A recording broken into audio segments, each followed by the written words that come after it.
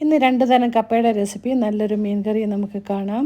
അപ്പോൾ ഇന്ന് എനിക്കിവിടെ നല്ല കപ്പ കിട്ടി. അതുകൊണ്ട് 2 കപ്പ വിഭവങ്ങളായിട്ടാണ് ഞാൻ വന്നിരിക്കുന്നത്. കപ്പ തൊലി കളഞ്ഞ് മുറിച്ച് വെള്ളത്തിലിട്ട് കഴുകിയിട്ട് വരാം. കഴുകി കൊണ്ടുവന്നു സ്റ്റീൽ പാത്രത്തിൽ ഞാൻ നിറയെ വെള്ളം വെച്ചിട്ടുണ്ട്. അതിന് തിളച്ച് കഴിഞ്ഞു. തിളച്ച ശേഷം നമുക്ക് കപ്പയുടെ എപ്പോഴും തിളച്ച ശേഷം കപ്പ ഇടാൻ പാടുള്ളൂ.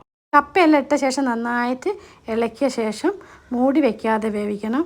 കുക്കറിൽ ഒരിക്കലും കപ്പ വേവിക്കരുത്. ഇങ്ങനെ കൂടുതൽ വെള്ളത്തിൽ തിളപ്പിച്ച് വേവിക്കണം. അതിൻ്റെ ആവി പുറത്തേക്ക് പോകണം. ഇന്ന് എനിക്ക് കപ്പയും അയില മുളകിട്ടതുമാണ് ഇവിടെ ഉള്ളത്. മറ്റേ അടുപ്പത്ത് അയില മുളകിട്ടത് വെന്ത് കഴിഞ്ഞു. നല്ലോണം വേവുന്ന നല്ല കപ്പയാണ് കേട്ടോ.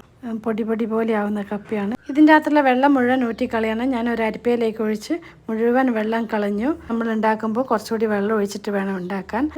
കപ്പ വെന്ത് കഴിഞ്ഞ് അതേ വെള്ളത്തിൽ തന്നെ ഒരിക്കലും കപ്പ ഇനി മസാല ഇടാൻ പാടില്ല. ഞാൻ വെള്ളം കളഞ്ഞ ശേഷമാണ് ഇതിനകത്ത് ഉപ്പിടുന്നത്. ഇനി ഉപ്പിട്ട് കുറച്ച് മസാല ഇടാം. 2 ചെറിയ ടീസ്പൂണ് മുളക് പൊടി ചേർത്തു. ഇത് അധികം എരിവില്ലാത്തൊരു മുളകാണ്. പിന്നെ കുറച്ച് മഞ്ഞൾപ്പൊടി ഇട്ടു. അതെല്ലാം കൂടി ചേർത്ത് നമുക്ക് ഇളക്കി നന്നായിട്ട് തിളപ്പിച്ചെടുക്കാം.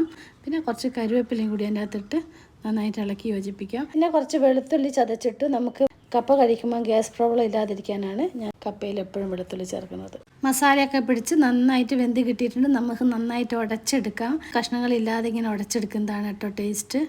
കുറച്ച് കപ്പ എടുത്ത് മാറ്റി വെച്ചിട്ടുണ്ട്.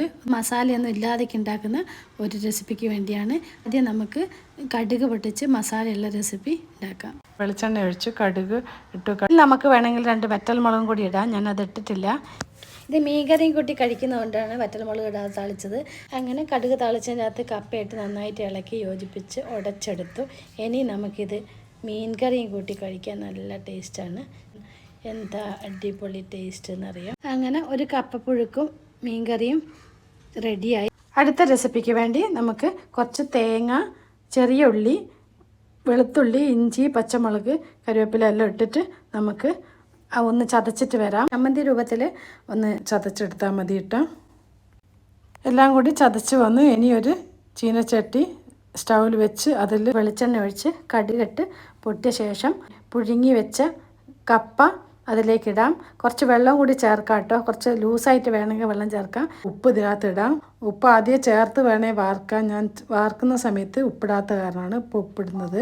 നമ്മൾ ചതച്ച് വന്ന തേങ്ങ, പച്ചമുളക്, ഇഞ്ചി, കറിവേപ്പില എല്ലാം കൂടി ചേർന്ന് മിശ്രിതത്തിനകത്തേക്ക് ഇടാം. 2 കപ്പപ്പുഴുക്കും നല്ല ടേസ്റ്റ് തന്നെ.